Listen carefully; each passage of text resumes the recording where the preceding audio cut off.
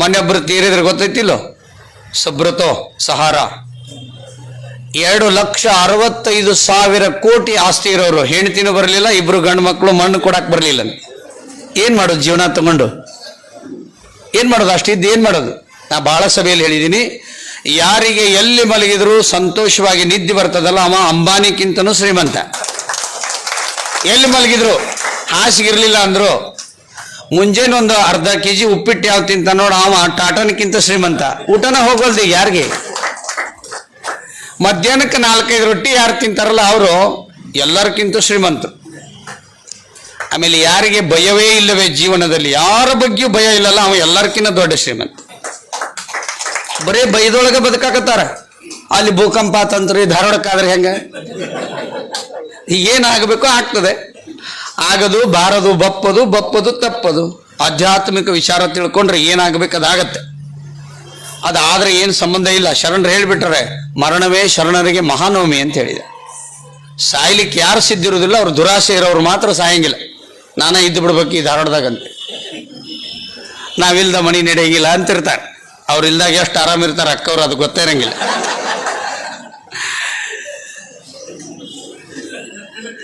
ನಾನು ಇತ್ತೀಚಿನ ದಿನಗಳಲ್ಲಿ ಆರೋಗ್ಯ ಅನ್ನೋ ಶಬ್ದವನ್ನು ನಾನೇ ಕ್ರಿಯೇಟ್ ಮಾಡಿ ಬಿಡುಗಡೆ ಮಾಡಿದ್ದೀನಿ. ಅದನ್ನು 6 + ಯೋಗ್ಯ. 6 ಅಂದ್ರೆ ಸಂಖ್ಯಾ, ಯೋಗ್ಯ ಅಂದ್ರೆ ಯೋಗ್ಯತೆ. ಏನು 6? ಅದಕ್ಕೇನು ಸಂಬಂಧ ಇರ್ಬೋದು? 6 + ಯೋಗ್ಯ. ಕನ್ನಡದಲ್ಲಿ 6 ಅಂದ್ರೆ ಯಾರು ಅಂತನೂ ಅರ್ಥ. ಯಾರು ಯೋಗ್ಯರು? ಆರೋಗ್ಯವಂತಿರುವವರು ಯೋಗ್ಯರು. ಏನೇನು 6 ಅದಾವು? ಷಡ್ರಸಗಳು 6 ಅದಾವು.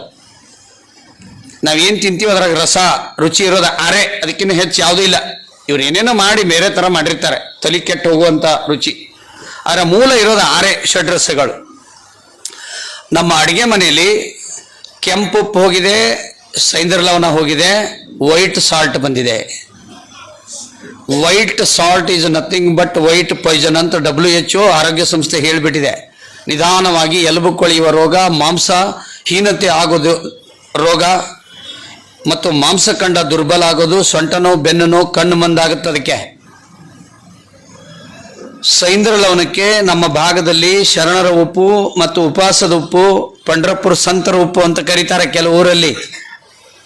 ಆ ಉಪ್ಪನ್ನು ಯಾರು ತಿಂತಾರೆ ಅವ್ರಿಗೆ ಕಣ್ಣಿನ ದೃಷ್ಟಿ ಹೋಗಲ್ಲ, ಪಚನ ಚೆನ್ನಾಗಿ ಆಗ್ತದೆ. ಉಪ್ಪಿಗಿಂತ ರುಚಿ ಇಲ್ಲ. ಆದ್ರೆ ಉಪ್ಪಿಗೆ ಅದಕ್ಕಂತಾರ ಆ ಪರ್ವತದಲ್ಲಿ ತರ್ತಾರೆ, ಅದನ್ನು ತಯಾರು ಮಾಡಂಗಿಲ್ಲ ಉಪ್ಪನ್ನು. ಆ ಪರ್ವತ ಇರೋದು ಪಾಕಿಸ್ತಾನದ ಗಡಿಯಲ್ಲಿದೆ. ಭಾರತ ಪಾಕಿಸ್ತಾನ ಇಬ್ಬಾಗ ಆದ ಮೇಲೆ ಒಂದು ಒಪ್ಪಂದದಲ್ಲಿ ಆ ಪರ್ವತವನ್ನು ನಮಗೆ ಕೊಟ್ಟಾರ ಅವರು. ಅದಕ್ಕೆ ಒಂದು ಲೈನ್ ಹಾಕಿದ್ದಾರೆ, ಭಾರತೀಯರು ಯಾವಾಗ ಬೇಕಾದರೂ ಹೋಗಿ ತಗೊಂಡು ಬರ್ಲಿಕ್ಕೆ ಅದಕ್ಕೆ ಅಂತಾರಾಷ್ಟ್ರೀಯ ಮಟ್ಟದಲ್ಲಿ ಹಕ್ಕಿದೆ.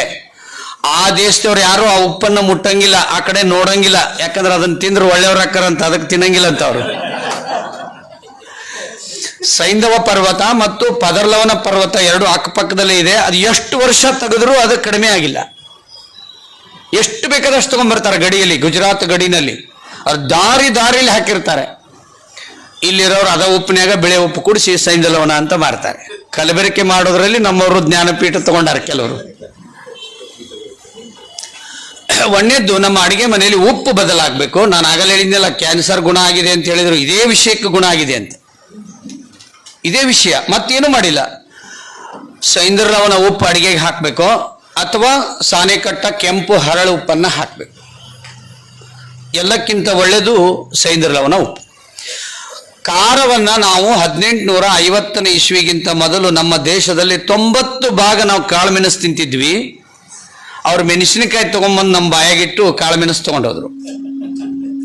ಆ ಕಾಳುಮೆಣಸು ತೊಗೊಂಡ್ಬರ್ಬೇಕಾದ್ರೆ ಭಾರತದಲ್ಲಿ ಒಂದು ಒಪ್ಪಂದ ಆಗಿತ್ತು. 1 kg ಗೋಲ್ಡ್ ತಂದು ಕೊಟ್ಟರೆ ಇವರು 1 kg ಕಾಳುಮೆಣಸು ಕೊಡ್ತಿದ್ರಂತೆ. ಇದು ಬರೆದಿದ್ದಾರೆ, ಬೇಕಾದ್ರೆ ಹೋಗಿ ನೋಡಿ. ಮಣಿಪಾಲದಲ್ಲಿ ಒಂದು ಊರಿದೆ, ಹಸ್ತಕಲಾ ಗ್ರಾಮ ಅಂತ. ಆ ಗೋಡೆಯ ಮೇಲೆ ಅದನ್ನು ಬರೆದು ಹಾಕಿದ್ದಾರೆ.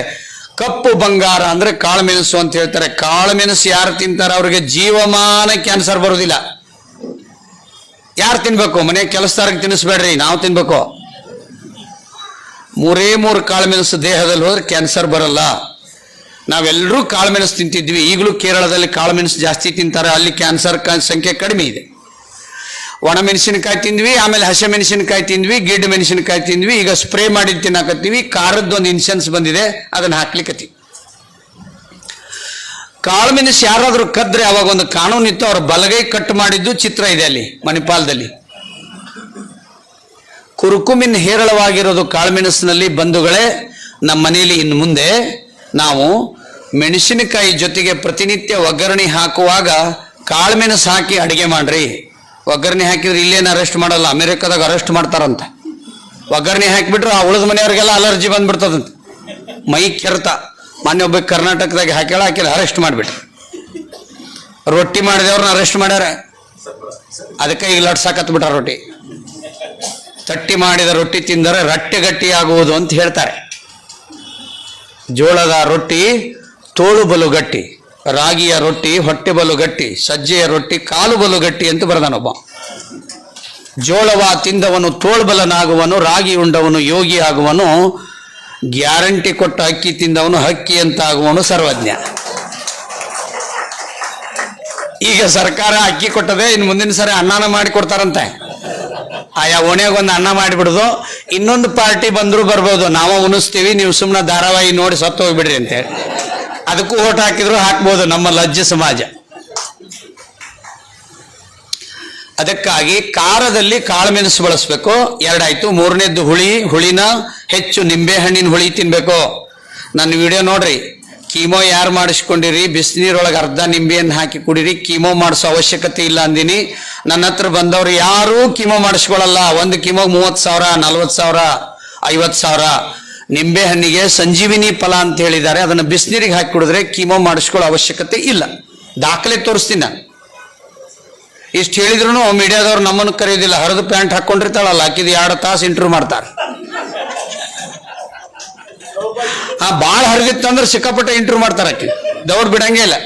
ಅದು ಹರಿದಿರಂಗಿಲ್ಲ, ಆಕೆ ಹರಿದು ಹಾಕೊಂಡಿರ್ತಾಳ. ಅದನ್ನು ಭಾಳ ಓದ್ಯಾರು ಹರಿದ ಅರ್ಬಿ ಹಾಕೊಳಕತ್ತಾರ. ಇಲ್ಲಿ MBBS ಆಗೈತೆ ಅಂದೊಬ್ಬ, ಎಲ್ಲೆಲ್ಲಿ ಹರಿದಿತ್ತು ಅದು ಪ್ಯಾಂಟು. ಇಲಿ ಕಡೆಯಾಗಿ ಕೊಟ್ಟಿದ್ನಂತ ಒಂದು ವಾರ, ಇಲಿ ಕಡದಿಂದ ಹಾಕೊಡೋಣ. ಎಂಥ ಕಾಲ ಬಂತು. ಇದಕ್ಕೆ ಕಾಯಿಲೆಗೆ ಒಂದು ಹೆಸರಿಟ್ಟಾರೆ, ಏನು ಹೈಪರ್ ಆಕ್ಟಿವಿಟೀಸ್ ಡಿಸೀಸ್ ಅಂತಿದ್ರಿ ಹೆಸರು. ನಾಯಿ ಬಗಳು ಹಂಗೆ ಕಟಿಂಗ್ ಮಾಡಿಸ್ಕೊಳ್ಳೋದು, ಆ ಹುಚ್ಚು ಸಿನಿಮಾದವ್ರ ಹೆಸರಿಟ್ಕೊಳ್ಳೋದು, ಸ್ವಲ್ಪ ಅರ್ಬಿ ಹಾಕೊಳ್ಳೋದು, ಎಲ್ಲಿ ಬೇಕಾದಲ್ಲಿ ಹರಿದು ಹಾಕೊಳ್ಳೋದು. ಇದೊಂದು ರೋಗ, ಹೈಪರ್ ಟೆನ್ಷನ್ ಅಂತಾರಲ್ಲ, ಹಂಗೆ ಹೈಪರ್ ಆಕ್ಟಿವಿಟೀಸ್ ಡಿಸೀಸ್ ಅಂತಿದ್ರಿ ಹೆಸರು.